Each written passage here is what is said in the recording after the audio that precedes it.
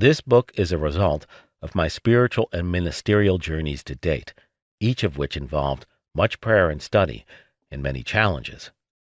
We face a series of stimuli throughout life, objects and actions that prompt reactions. How we respond to those stimuli sets the trajectory of our journeys.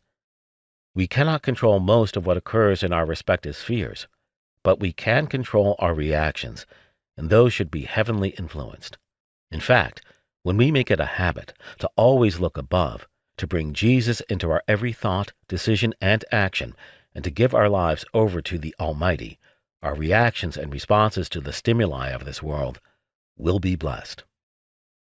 For this reason, it is vital that we are intentional about self-edification and our spiritual growth. Theologian and modern-day philosopher Howard Thurman said it best in 1980, 1 year before his death, while delivering a baccalaureate address at Spelman College, a historically black college and women's institution in Atlanta, Georgia.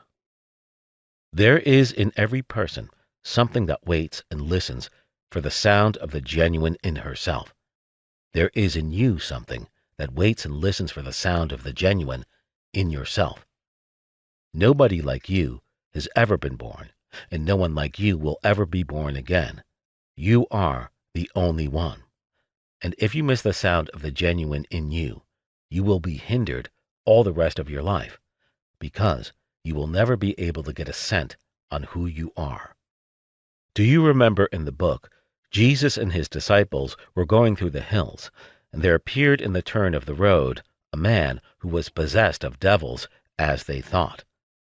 In the full moon, when the great tidal waves of energy swept through his organism, and he became as 10 men, screaming through the hills like an animal in pain, and then he met Jesus on the road. And Jesus asked him one question: "Who are you? What's your name?" And, for a moment, his tilted mind righted itself, and he said, "That's it. I don't know. There are legions of me, and they riot in my streets. If I only knew, then I would be whole."